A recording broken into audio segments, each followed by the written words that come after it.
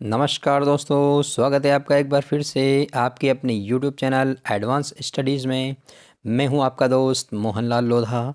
दोस्तों, आज आपके लिए लेकर आए हैं REET mains mega test series. इसके अंतर्गत हम पढ़ेंगे 50 महत्वपूर्ण प्रश्न।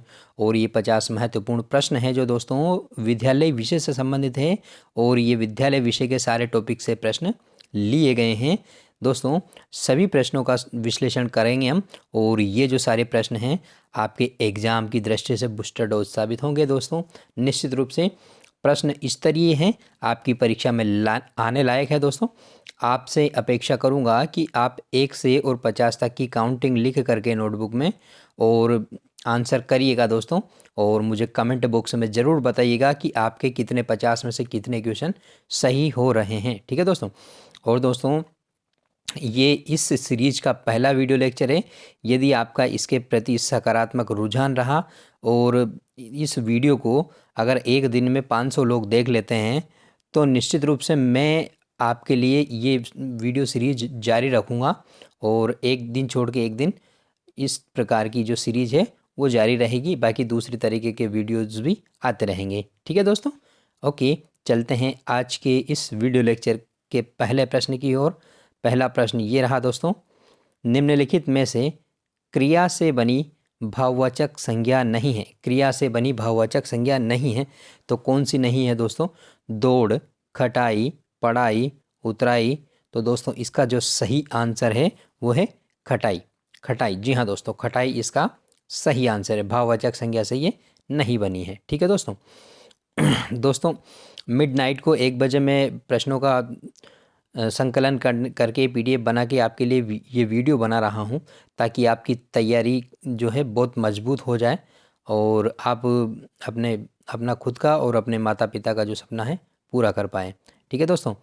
अगला प्रश्न देखते हैं दोस्तों, किस समूह के सभी सर्वनाम प्रश्नवाचक है? प्रश्नवाचक सर्वनाम कौन से हैं बताइए? कौन, क्या, किसने। तो दोस्तों, क्या होगा? जो, कोई, जिनका। जिनका, जो, किनका, जिन्होंने, उन पर, उसको। तो दोस्तों, पहले वाला जो विकल्प है ये इसका बिल्कुल सही है दोस्तों। ठीक है, आशा करता हूँ ये प्रश्न आपके सही हुआ होगा। अगला प्रश्न ये रहा दोस्तों, देखिए, निम्नलिखित वाक्यों में से किस वाक्य में विशेषण की उत्तम अवस्था प्रयुक्त हुई है? उत्तम अवस्था यानी कि प्रथम अवस्था, मध्यम अवस्था, उत्तम अवस्था होती है ना दोस्तों, तो उसमें से। तो उत्तम अवस्था में सबसे बेस्ट। ठीक है, उसने सुंदर चित्र बनाया। ठीक है, सुंदर चित्र बनाया। वह मुझसे अच्छा पढ़ता है। ठीक है, कंपैरेटिवली ठीक है। वह अच्छी अच्छी कहानियाँ सुनाता है, लेकिन सबसे अच्छी नहीं। ठीक है, हमारी कक्षा में सबसे होशियार छात्र हैं। तो दोस्तों, सबसे शब्द आ गए। या फिर जैसे लघुत्तम, महत्तम, इस तरीके से मैं शब्द आता है, बृहत्तम, तो वो क्या हो जाता है? वो उत्तम अवस्था हो जाती है। तो इसका जो सही आंसर है वो कौन सा हो जाएगा? डी वाला। ठीक है, नेक्स्ट क्वेश्चन देखते हैं दोस्तों। तीसरा प्रश्न ये रहा। तीसरा प्रश्न ये रहा आपके सामने, वह अचानक चला गया। वह अचानक चला गया, इस वाक्य में इनमें से क्या है? क्या है इसमें से बताइए? कालबोधक, कालबोधक क्रिया विशेषण, स्थानबोधक क्रिया विशेषण, परिमाण बोधक क्रिया विशेषण, रीतिबोधक क्रिया विशेषण। दोस्तों, अचानक शब्द से आपको पकड़ना पड़ेगा। तो इसका जो सही आंसर है वो है रीतिबोधक क्रिया विशेषण। रीतिबोधक क्रिया विशेषण, जी हाँ दोस्तों, रीतिबोधक क्रिया विशेषण। ठीक है, नेक्स्ट क्वेश्चन, चौथा प्रश्न हो गया। पांचवा प्रश्न देखते हैं हम, निम्नलिखित में से कौन से विकल्प में सही संधि विच्छेद नहीं हुआ है? हाथ प्लस कंडा, हथकंडा, बिल्कुल सही है दोस्तों। गांव प्लस आर, गंवार, बिल्कुल सही है दोस्तों। निर प्लस मल, निर्मल, ये देखना है आपको। मनः प्लस वृत्ति, ये भी, मनोवृत्ति भी सही है। निर्मल नहीं होता है दोस्तों, ये होता है निहि प्लस मल, निहि प्लस मल होता है दोस्तों। ठीक है, तो ये वाला गलत हो जाएगा। ओके, नेक्स्ट, छठा प्रश्न, उज्ज्वल का सही संधि विच्छेद क्या होगा? उज प्लस ज्वल, उद प्लस ज्वल, उद प्लस ज्वल, ऊ प्लस ज्वल। तो दोस्तों बताइएगा इसका सही आंसर क्या है? तो दोस्तों, इसका सही आंसर है दूसरा वाला विकल्प, उद प्लस ज्वल। जी हाँ दोस्तों, उद प्लस ज्वल इसका सही संधि विच्छेद होगा। ओके, ये शब्द शुद्धि में भी पूछा जाता है। शरणागत शब्द में कौन सा समास है? शरणागत, शरण में आया हुआ, कौन सा समास होगा? तो दोस्तों इसमें है तत्पुरुष समास। कौन सा समास है दोस्तों? तत्पुरुष समास। ओके, आशा करता हूँ आपने संधि समास वगैरह सारी चीज़ें पढ़ रखी होगी, तो ये क्वेश्चन भी आपके सही हुआ होगा। ओके, चलते हैं दोस्तों अगले प्रश्न की ओर। अगला प्रश्न ये रहा, 8वां प्रश्न। निम्नलिखित में से कौन सा भाववाच्य का उदाहरण नहीं है? भाववाच्य का उदाहरण दोस्तों, बालक से पढ़ा नहीं जाता, पक्षी आकाश में नहीं उड़ते, शेर से दौड़ा नहीं जाता, मुझसे उठा नहीं जाता। तो दोस्तों इसका जो सही आंसर है वो है बी वाला। जी हाँ दोस्तों, पक्षी आकाश में नहीं उड़ते हैं। दोस्तों इसमें पक्षी शब्द जो है पहले आया है और इसमें प्रधान पद जो है पक्षी है, तो ये वाला भाववाच्य का उदाहरण नहीं है, ये कर्तवाच्य है। क्या है? एक कर्तवाच्य, ये कृतवाच्य का उदाहरण है दोस्तों। ठीक है, बाकी सारे भाववाच्य हैं। ओके, चलते हैं दोस्तों अगले प्रश्न की ओर। अगला प्रश्न ये रहा, 9वां प्रश्न। निम्नलिखित में से किस विकल्प में सभी शब्द शुद्ध हैं? सभी शब्द जो है शुद्ध है, ऐसा विकल्प आपको चुनना है। दुरावस्था नहीं होता है दोस्तों, दुरावस्था होता है अतिथि, तिलांजलि। इसमें देखता है गत्यावरोध नहीं होता है दोस्तों, गत्यावरोध होता है कुतूहल, औचित्य, तो ये गलत हो गया, ये गलत हो गया। करुणा, पुनरावलोकन, पुनर्अवलोकन, बिल्कुल सही है। मंत्रिमंडल, तो दोस्तों इसका आंसर जो है सी वाला हो जाएगा। कौन सा? सी वाला। वाल्मीकि में मात्राएं गलत है, सारथी, अतिथि बाकी सही है, लेकिन वाल्मीकि गलत है दोस्तों नेक्स्ट क्वेश्चन देखते हैं। मैं आपसे अपेक्षा करूंगा कि जो इसमें गलत शब्द हुए हैं उनकी सही वर्तनी आप कमेंट बॉक्स में ज़रूर लिखेंगे। ठीक है, नेक्स्ट क्वेश्चन देखते हैं दोस्तों। 10वां प्रश्न ये रहा, अक्ल का पुतला होना मुहावरे का सही निहितार्थ क्या है? बताइएगा। बुद्धिमान होना, अनुभवी होना, बुद्धिहीन होना या अनभिज्ञ होना? तो दोस्तों इसका जो सही आंसर है वो है ए वाला। ए वाला यानी कि बुद्धिमान होना, अक्ल का पुतला। ठीक है दोस्तों, अक्ल का पुतला होना। ओके, नेक्स्ट, कौन था अक्ल का पुतला? दोस्तों तो बीरबल। बीरबल जो था वो अक्ल का पुतला था। किसका दरबारी था? अकबर का दरबारी। ठीक है, नेक्स्ट क्वेश्चन 11वां प्रश्न। यदि कोई संख्या 4 और 5 से पूर्णतः विभाजित होती हो तो निम्नलिखित में से किस संख्या से वह पूर्णतः विभाजित होगी? तो दोस्तों 4 और 5 का जो लसाअ होगा उससे भी वो संख्या पूर्णतः विभाजित होगी, और इसमें 4 और 5 का लसाअ है वो 20 है, तो 20 से भी वो संख्या पूर्णतः विभाजित होगी। ठीक है, ओके। नेक्स्ट क्वेश्चन ये रहा दोस्तों आपके सामने 12वां। निम्नलिखित में से कौन सा विकल्प सही नहीं है यानी कि गलत है?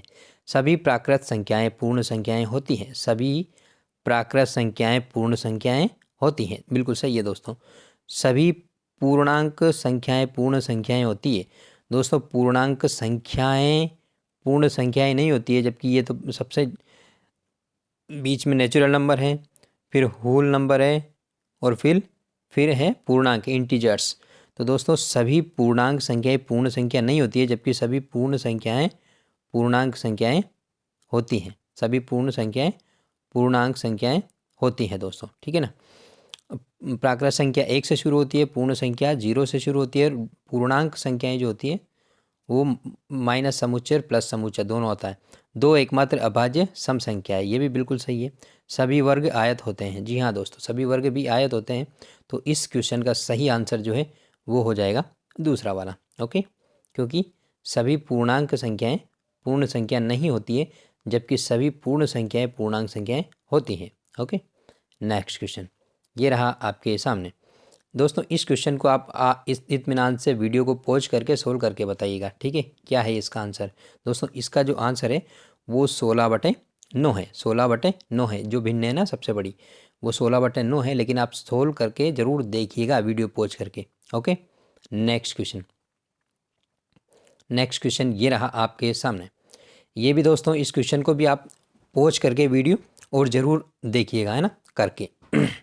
दो संख्याएं 3:4 4 के अनुपात में है। यदि उनका महत्तम 4 है तो लघुत्तम समापवर्ती क्या होगा, ज्ञात कीजिए 14वें क्वेश्चन में। तो दोस्तों मैं आंसर बता देता हूँ आपको डायरेक्ट। आंसर जो है 48 है इसका, है ना।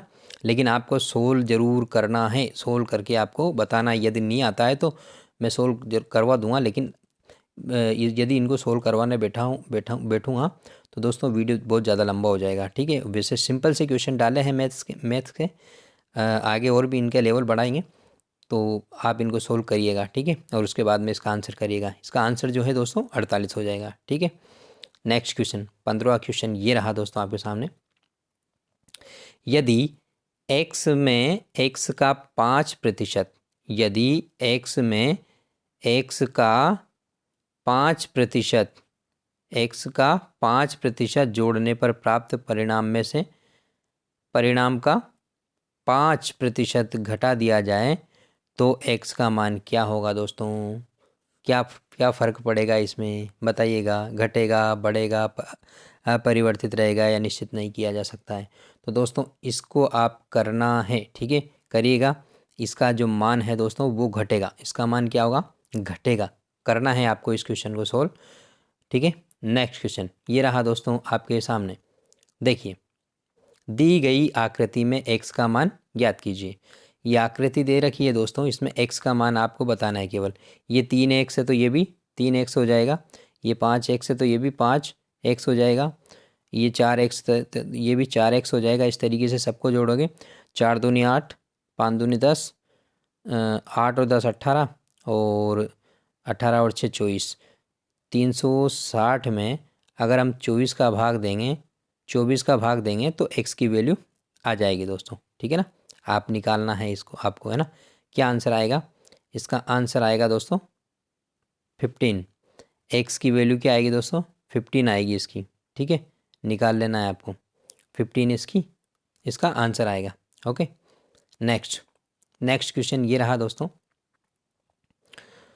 दो समकेंद्रीय वृत्त की त्रिज्या क्रम से 8 मीटर और 15 मीटर है, उनके मध्य का क्षेत्रफल ज्ञात कीजिए। मान लो ये है एक, इनका एक ही केंद्र है, फिर एक और है, तो इनके मध्य का जो क्षेत्रफल है दोनों के बीच का, या रास्ता टाइप जो क्षेत्रफल है उसका क्षेत्रफल आपको ज्ञात करना है। तो दोस्तों इसका जो क्षेत्रफल आएगा वो 506 मीटर आएगा। कितना आएगा, 506 मीटर। करिएगा आप इस क्वेश्चन को भी। नेक्स्ट क्वेश्चन है दोस्तों 18वां प्रश्न ये रहा। देखिए, दो गोलों के पृष्ठीय क्षेत्रफल का अनुपात 9:4 है, उनके आयतन का अनुपात क्या होगा। तो दोस्तों आयतन का और क्षेत्रफल का अनुपात का जो संबंध है वो क्या होता है, आप मुझे कमेंट करके बताइए। इस क्वेश्चन का जो सही आंसर है वो 27:8 है। क्या है, 27:8, ओके। नेक्स्ट क्वेश्चन ये रहा आपके सामने। निम्नलिखित में से कौन सी आगमन विधि की विशेषता नहीं है। आगमन विधि की विशेषता नहीं है, ये वैज्ञानिक विधि है दोस्तों, तो उस हिसाब से आप इसका आंसर करिएगा। यह क्रियाशीलता के सिद्धांत पर आधारित है, बिल्कुल सही है। यह विशिष्ट से सामान्य की ओर शिक्षण सूत्र पर आधारित है, बिल्कुल सही है दोस्तों। यह सूत्र रटने पर बल देता है ना, यह देती है। इसमें विद्यार्थी उदाहरणों की सहायता से स्वयं नियम बनाते हैं, बिल्कुल सही है। तो इसका दूसरा वाला गलत हो जाएगा। ये निगमन विधि का उदाहरण है, आगमन का नहीं है दोस्तों, ठीक है। नेक्स्ट क्वेश्चन 20वां प्रश्न ये रहा। ह्यूरिस्टिक विधि का प्रमुख गुण है। ह्यूरिस्टिक विधि का प्रमुख गुण कौन सा है, मौलिकता, संवेदनशीलता, रचनात्मकता या क्रियाशीलता। दोस्तों ह्यूरिस्टिक का मतलब होता है खोज विधि। ह्यूरिस्टिक का मतलब होता है मैं खोजता हूँ। तो खोजने में क्या होता है, कोई भी चीज़ मान लो हम ढूंढते हैं, कोई गुम हो जाती है तो उसमें क्रियाशील रहते हैं अपन। तो क्रियाशीलता इसका सर्व प्रमुख गुण है। बाकी भी इसके गुण हैं, रचनात्मकता, मौलिकता वगैरह भी, लेकिन सबसे प्रमुख गुण है वो क्रियाशीलता है। इसमें क्रियाशील रहता है विद्यार्थी, ठीक है, समस्याओं का समाधान खोजने में, ठीक है। नेक्स्ट क्वेश्चन दोस्तों 21वां प्रश्न ये रहा। एक दुर्बल अम्ल का वियोजन अम्ल की सांद्रता बढ़ाने पर, एक दुर्बल अम्ल का वियोजन अम्ल की सांद्रता बढ़ने पर है दोस्तों, ये बढ़ाने पर नहीं है, बढ़ने पर क्या प्रभाव पड़ता है? तो देखना है, बढ़ता है, घटता है, स्थिर रहता है या कोई नहीं। तो दोस्तों इसका जो सही आंसर है वो है घटता है। क्या है दोस्तों? घटता है। ठीक है। एक दुर्बल अम्ल का वियोजन अम्ल की सांद्रता बढ़ने पर क्या होता है? घटता है। ठीक है। अगला प्रश्न ये रहा आपके सामने। पदार्थों की अशुद्धियों का पृथक्करण किया जाता है कैसे? निस्यंदन या फिल्ट्रेशन, क्रिस्टलीकरण या क्रिस्टलाइजेशन, ऊर्ध्वपातन या सब्लिमेशन या उक्त सभी। तो दोस्तों सारे के सारे ही इसके पैटर्न है। एक और पैटर्न होता है आसवन। आसवन विधि से भी पदार्थों का पृथक्करण किया जाता है। ठीक है। नेक्स्ट क्वेश्चन देखते हैं दोस्तों। 23वां प्रश्न ये रहा आपके सामने। निम्नलिखित में से कौन सा एक भौतिक परिवर्तन नहीं है? फिजिकल चेंज, भौतिक परिवर्तन नहीं है। जल का नमक में विलय। दोस्तों ये कौन सा परिवर्तन है? ये भौतिक परिवर्तन है। जल का क्वथनांक पर जल वाष्प में बदलना। ठीक है। तो दोस्तों मुझे कमेंट करके बताइए कि जल का क्वथनांक जो होता है वो कितने डिग्री होता है। ठीक है। और ये भी बताइए कि जल का अधिकतम घनत्व जो डेंसिटी होता है वो किस डिग्री सेल्सियस टेम्परेचर पर होता है। नेक्स्ट क्वेश्चन, बर्फ। नेक्स्ट विकल्प देखते हैं, बर्फ के गलनांक पर जल का बनना। दोस्तों ये तीनों के तीनों ही क्या है? ये भौतिक परिवर्तन है। जबकि द्रवित पेट्रोलियम गैस का जो दहन होता है, पेट्रोलियम पूरा जल जाता है और उससे ऊर्जा निकलती है और धुआं बनता है।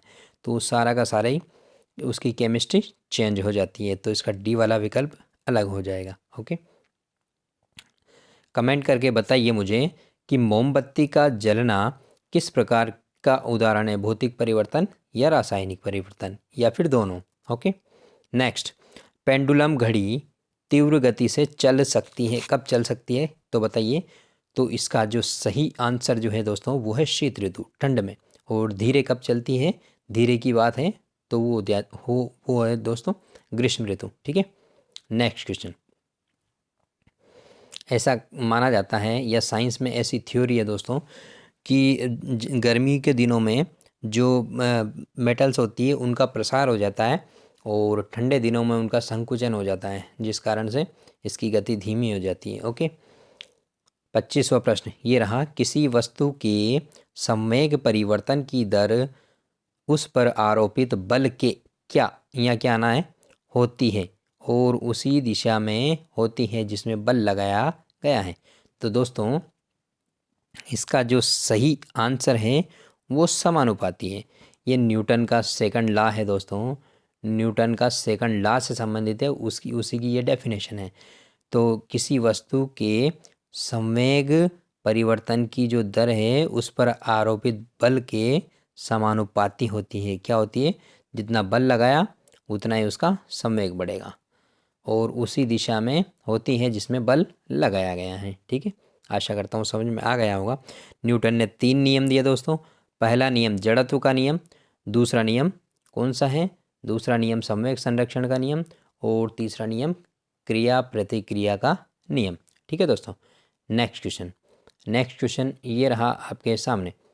26वां प्रश्न, पृथ्वी पर दिन व रात का बनना किस गति पर निर्भर करता है? ठीक है। कौन सी गति? संवेग, परिक्रमण, परिभ्रमण। मेन यही है दोस्तों, इन्हीं को रखना है आपको ध्यान। तो परिभ्रमण दोस्तों, परिक्रमण मान लो ये पृथ्वी, ये तो सूर्य है और ये इसके चारों ओर पृथ्वी चक्कर लगा रही है। ठीक है। तो ये सूर्य के चारों ओर अगर चक्कर लगाएगी तो इसको परिक्रमण बोलते हैं। क्या बोलेंगे? परिक्रमण। और पृथ्वी यहाँ पे है और ये अपनी जगह घूम रही है तो इसको परिभ्रमण बोलते हैं। और परिभ्रमण गति के कारण दिन रात बनते हैं और परिक्रमण गति के कारण ऋतुएं बनती हैं और मौसम बदलता है। ठीक है। आशा करता हूँ ये चीज़ आपको समझ में आ गई होगी। ओके। नेक्स्ट क्वेश्चन है दोस्तों। नेक्स्ट क्वेश्चन ये रहा, आँख में प्रकाश संवेदी पर्दा जहाँ वस्तु का प्रतिबिंब बनता है तो क्या है दोस्तों? तो दोस्तों इसका सही आंसर जो है वो है रेटिना। रेटिना को एक और शब्द है दृष्टि पटल, दृष्टि पटल भी बोलते हैं दोस्तों। तो ये इसका सही आंसर है दोस्तों, दृष्टि पटल या रेटिना। ओके। नेक्स्ट क्वेश्चन 28वां ये रहा, पादप कोशिका प्राणी कोशिका से भिन्न है, क्यों है, ये बताइएगा। तो इसका जो सही आंसर है दोस्तों, पादप कोशिका प्राणी कोशिका से भिन्न है। प्लास्टिज्म रेटिकुलम की उपस्थिति में, सेंट्रियोल की अनुपस्थिति में, या फिर क्लोरोप्लास्ट की उपस्थिति में, या लाइसोसोम की अनुपस्थिति में। तो दोस्तों इसका जो सही आंसर है वो है सेंट्रियोल की अनुपस्थिति में। इसके कारण जो है कोशिका भिन्न है। ठीक है, पादप कोशिका प्राणी कोशिका से इस कारण से भिन्न है। ओके, नेक्स्ट क्वेश्चन ये रहा दोस्तों, 29वां प्रश्न। निम्नलिखित में से कौन सा विकल्प सही नहीं है? कौन सा विकल्प सही नहीं है आपको बताना है। मानव में लाल रक्त कणिकाओं का निर्माण अस्थि मज्जा में होता है, बिल्कुल सही है। मानव में रुधिर बैंक का कार्य जो है वो तिल्ली या प्लीहा करता है, बिल्कुल सही है। रक्त परिसंचरण का सर्वप्रथम अध्ययन विलियम हार्वे ने किया है, यह भी बिल्कुल सही है। दाएं आलिंद में ऑक्सीजनित रक्त उपस्थित होता है। दोस्तों दाएं आलिंद नहीं होता है, ये बाएं आलिंद में ऑक्सीजनित रक्त उपस्थित होता है, तो ये वाला विकल्प गलत हो जाएगा। ठीक है, नेक्स्ट प्रश्न देखिए, 30वां प्रश्न। अलैंगिक जनन की जो विधि है वो कौन सी है? विखंडन, मुकुलन, कायिक या उक्त सभी? तो दोस्तों इसका आंसर है उक्त सभी। ठीक है दोस्तों, अगला प्रश्न। ये साइंस के 10 क्वेश्चन खत्म हो गए दोस्तों। अब देखते हैं हम, अब आने वाले हैं इंग्लिश के 10 क्वेश्चन, उसके बाद में 10 क्वेश्चन सामाजिक अध्ययन से संबंधित है दोस्तों। ठीक है, चलिए देखिए, 31वां प्रश्न ये रहा आपके सामने। We wasted a lot of money in past, क्या आना है? तो दोस्तों यहाँ आना है in the past. Use appropriate article सही आर्टिकल का चुनाव करना है, तो इसमें आएगा in the past. Okay, next question देखिए दोस्तों, शानदार क्वेश्चन है दोस्तों, सारे के सारे ही आप इत्मीनान से समझ के कर सकते हैं, कोई दिक्कत नहीं। 32वां प्रश्न। Van Khalistan C me he run away immediately, क्या यूज़ करना है? Use correct form of verb use करना है। तो दोस्तों इसका जो सही करेक्ट फॉर्म होगी वो होगी सा। When he saw me he run away immediately, second form यहाँ है तो यहाँ भी सेकंड फॉर्म आनी है, यहाँ पर भी क्या आनी है? सेकंड फॉर्म आएगी। व्हेन ही सा मी, जैसे ही उसने मुझे देखा, ही रन अवे इमीडिएटली, वो वैसे ही भाग गया। ओके, नेक्स्ट क्वेश्चन ये रहा। They did not follow my footprint, इसको किस में चेंज करना है? पैसिव वॉइस में। तो इसका पैसिव वॉइस क्या बनेगा दोस्तों? 33वां, एक बार वीडियो पॉज करके आप बनाने का प्रयास करिएगा। तो इसका जो पैसिव वॉइस बनेगा दोस्तों वो बनेगा my footprint were not followed by them, C वाला। जी हाँ, सी वाला इसका आंसर सही है। My footprint were not followed by them. Okay, ये वाला आपका सही आंसर है। ठीक है, आप पॉज करके वीडियो को और आप चेंज करके फिर आंसर लगाइएगा। अगला प्रश्न है 34वां। Ram said to me I am writing a book, इसको क्या करना है? इसको इनडायरेक्ट स्पीच में चेंज करना है। तो वीडियो को पॉज करिए, नोटबुक में इसको चेंज करिए और फिर आंसर लगाइए। तो दोस्तों इसका आंसर क्या हो जाएगा? 34 का आंसर होएगा Ram told me that he was writing a book. Ram told me that he was writing a book, ये इसका आंसर हो जाएगा। ओके, ये रहा दोस्तों अगला क्वेश्चन, 35वां प्रश्न। इसमें करना क्या है? एप्रोप्रिएट टर्म, एक शब्द यूज़ करना है। Ram reached Delhi safe and, क्या आना है? Sound, secure, good, at time. तो क्या आना है दोस्तों? इसका आंसर आएगा sound. Ram reached Delhi safe and sound. Safe and secure नहीं होता है दोस्तों, ये एक तरीके से प्रोवर्ब है, ये एक साथ में आता है, सेफ एंड साउंड। ठीक है, पूर्णतः सुरक्षित।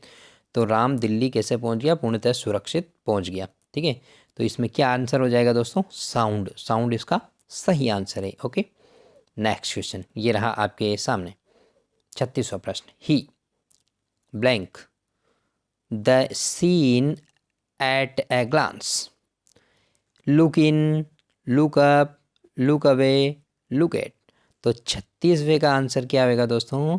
ही look in, he look in the scene at a glance, ये आंसर हो जाएगा इसका। ओके, 37वां प्रश्न शानदार क्वेश्चन है दोस्तों। System which provides government of the people by the people for the people is called, क्या बोलते हैं इसको? तो इसको क्या बोलेंगे? डिक्टेटरशिप बोलेंगे, डेमोक्रेसी, ऑटोक्रेसी, मोनार्की। तो इसका सही आंसर है वो डेमोक्रेसी। डेमोक्रेसी अब्राहम लिंकन की परिभाषा है दोस्तों ये, किसकी? लोकतंत्र की। ठीक है, डिक्टेटरशिप तानाशाही है, जैसे कि चीन में है, जैसे कि उत्तरी कोरिया में है, वो डिक्टेटरशिप है। ऑटोक्रेसी राजतंत्र है, मोनार्की भी राजतंत्री है। और इसके अलावा प्लूटोक्रेसी, एरिस्टोक्रेसी वगैरह भी होते हैं, कुलीन तंत्र वगैरह भी। ओके, नेक्स्ट क्वेश्चन देखते हैं दोस्तों। 37वां क्वेश्चन हो गया। 38वां क्वेश्चन ये रहा। One who indifferent to pain and pleasure, एक वह इंसान जो सुख और दुख में एक जैसा रहता है, वो कौन है? तो ये देखते हैं दोस्तों। फैटलिस्टिक भाग्यवादी, फिलोसफर, दार्शनिक, स्टोइक, जितेंद्रिय, पृष्ठ, पादरी। तो दोस्तों जितेंद्रिय इसका सही आंसर हो जाएगा। स्टोइक का मतलब जितेंद्रिय होता है, जिसने अपनी इंद्रियों को वश में कर लिया है। ठीक है, फैटलिस्टिक का मतलब भाग्यवादी होता है। ओके, पृष्ठ का मतलब पादरी। तो इसका सही आंसर क्या है? स्टोइक। ओके, नेक्स्ट क्वेश्चन ये रहा दोस्तों। 39 और 40 में क्या करना है आपको? Choose the option which show the correct meaning of the following, जो भी शब्द है उसका सही मीनिंग कौन सा दर्शाता है वो आपको पता करना है। ठीक है, रिफ्यूज, रिफ्यूज का get down, turn down, pull down, fall down. तो 39वें प्रश्न का आंसर दोस्तों आपको बताना है। इसका जो आंसर है, सही आंसर है, वो है टर्न डाउन। जी हाँ, टर्न डाउन इसका सही आंसर है। रिफ्यूज का मतलब होता है मना करना, और टर्न डाउन का मतलब भी मना करना। ठीक है, 40वां प्रश्न पोस्टपोन, स्थगन। इसका सही जो इसके समानार्थी शब्द इनमें से ढूंढना है अपन को। तो कौन सा होगा दोस्तों पोस्टपोन का? तो पोस्टपोन का होगा दोस्तों पुट ऑफ। जी हाँ, पुट ऑफ, पुट ऑफ इसका सही समानार्थी होगा। ओके, नेक्स्ट क्वेश्चन दोस्तों। इंग्लिश ज़्यादा कठिन नहीं है, यदि आप कोशिश करोगे तो निश्चित रूप से आपके अच्छे नंबर आ जाएंगे। 9-10 क्वेश्चन इंग्लिश के आने हैं दोस्तों, तो आप छोड़ नहीं सकते हैं इसको। ओके, 41वां क्वेश्चन, चिड़ावा का गांधी किसे कहा जाता है? तो दोस्तों इसका सही आंसर आपको पता होना चाहिए। जीके का क्वेश्चन है और विशेष रूप से राजस्थान जीके। तो दोस्तों इसका सही आंसर है मास्टर प्यारेलाल गुप्ता। मास्टर प्यारेलाल गुप्ता इसका सही आंसर है। ओके दोस्तों, 42वां प्रश्न देखते हैं दोस्तों। राजस्थान के किस क्षेत्र में अनुप्रस्थ बालू का स्तूप बनते हैं? तो दोस्तों इसका सही आंसर बताना है आपको। लूनी बेसिन, बीकानेर ज़िले में पूगल के चारों ओर, या फिर जैसलमेर ज़िले के रामगढ़ क्षेत्र में, जोधपुर ज़िले में फलोदी क्षेत्र में। ठीक है, तो इसका सही आंसर जो है वो है बीकानेर ज़िले के पूगल के चारों ओर। बीकानेर ज़िले में जो पूगल है उसके चारों ओर। ओके, 43वां प्रश्न देखिए दोस्तों, ये रहा। राजस्थान में सौंफ का सर्वाधिक उत्पादन कहाँ होता है? सौंफ का, जी हाँ दोस्तों, सौंफ का जो सर्वाधिक उत्पादन होता है वो सीकर में होता है। किस में होता है? सीकर में होता है। ठीक है, नागौर जो है दोस्तों मेथी के लिए प्रसिद्ध है, और झालावाड़ किसके लिए प्रसिद्ध है? संतरा और इसबगोल, सॉरी अश्वगंधा के लिए। अश्वगंधा और संतरा कहाँ होता है? झालावाड़ में होता है। मुझे कमेंट करके बताइए कि सीकर में क्या ज़्यादा हो। दोस्तों इसमें मैंने सीकर बता दिया है गलती से, सीकर नहीं है इसका आंसर जो है दोस्तों, ये सिरोही है दोस्तों, सिरोही। सौंफ का जो सर्वाधिक उत्पादन होता है वो सिरोही में होता है। कहाँ होता है दोस्तों? सिरोही में। ठीक है ना, आप मुझे कमेंट करके बताइए कि सीकर जो है किसके लिए प्रसिद्ध है? क्या चीज़ यहाँ सबसे ज़्यादा होती है? क्या चौली यहाँ सबसे ज़्यादा होती है? चौली या चौला? ठीक है, बताइएगा। ओके, इसको थोड़ा ध्यान दीजिएगा। स्टार्टिंग में मैंने इसका आंसर सिकर बता दिया था, जो कि गलत है। सिरोही इसका आंसर सही है। ठीक है दोस्तों। नेक्स्ट 44वां प्रश्न ये रहा, लेपीज क्या है? लेपीज थोड़ा नया शब्द है दोस्तों, थोड़ा माइंड करिए इसको, है ना।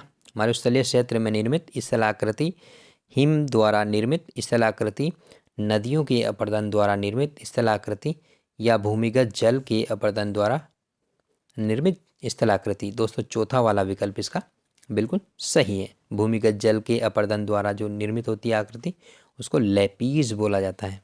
ओके। 45वां प्रश्न ये देखिए दोस्तों, रामसर कन्वेंशन का संबंध किससे है? वन्य जीवों के संरक्षण से, पर्यावरण प्रदूषण रोकथाम से, आर्द्र भूमि यानी कि वेटलैंड के संरक्षण से, या परंपरागत जल संरक्षण तकनीक से।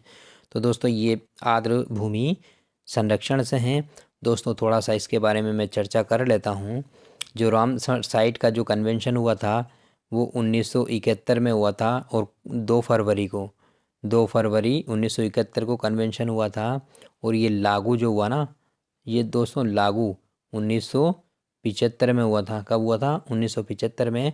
और भारत जो है इसका सदस्य 1982 से है। कब से है? 1982 से है दोस्तों। भारत में रामसर साइट में या वेटलैंड जो है वो अभी तक 75 जगह या 75 ऐसी भूमियां हैं जिनको रामसर साइट घोषित किया जा चुका है। और राजस्थान में ऐसी जगह 2 हैं, सांभर लेक और केवलादेव घना पक्षी विहार, 2 जगह हैं राजस्थान में। ठीक है, ये सारी चीज़ें आपको ध्यान रखना है। और दोस्तों 2 फरवरी है ना, जब 2 फरवरी 1971 को इसकी स्थापना या इसको अंगीकृत किया गया था, उसको वर्ल्ड वेटलैंड डे मनाया जाता है। वर्ल्ड वेटलैंड डे मनाया जाता है इस दिन। ठीक है ना। 3 तिथियां हैं इसके लिए, 1971, 1975 और 1982। भारत इसका सदस्य कब बना? तो 1982 में बना। ठीक है दोस्तों। देखते हैं अगले क्वेश्चन को। अगला क्वेश्चन ये रहा 46वां, बायोडाइवर्सिटी हॉटस्पॉट से संबंधित स्थल है कौन सा है? पश्चिमी घाट, इंडो बर्मा, पूर्वी हिमालय या सभी। तो दोस्तों ये सारे के सारे ही भारत में बायोडाइवर्सिटी के हॉटस्पॉट स्थल हैं।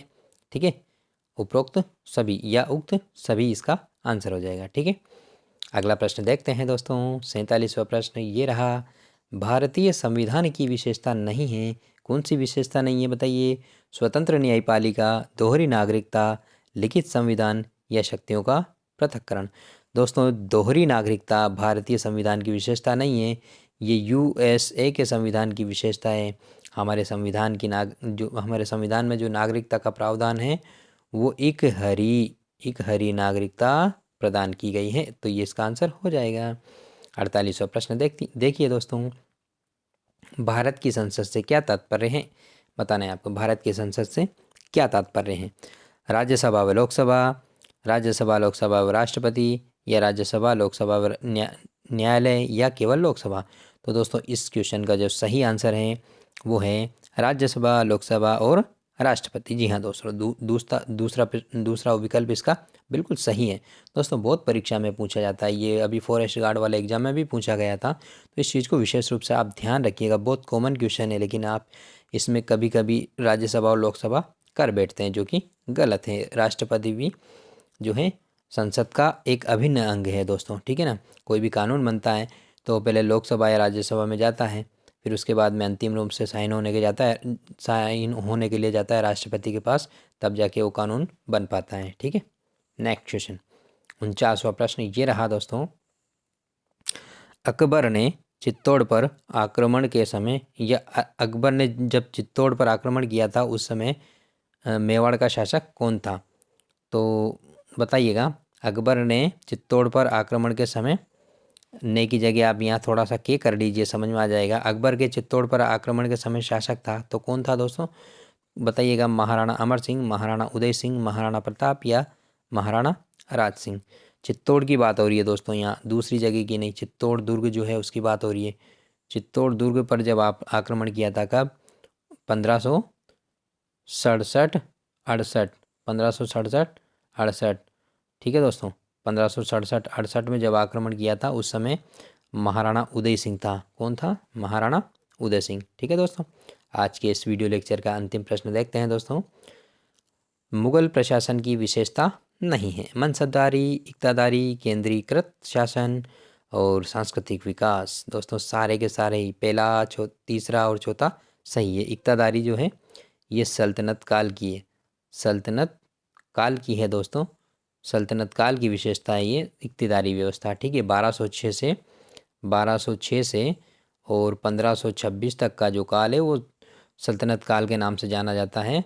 और दोस्तों जो 1526 है, 1526 से लगा करके और दोस्तों 1857 तक का जो काल है वो किस नाम से जाना जाता है? मुग़ल काल के नाम से।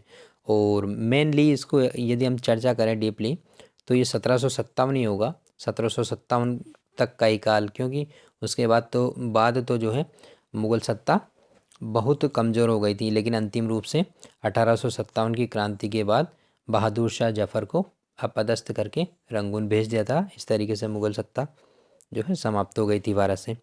ठीक है दोस्तों, तो ये थे आज के इस वीडियो लेक्चर के 50 प्रश्न। आशा करता हूँ आपको सारे प्रश्न समझ में आए होंगे।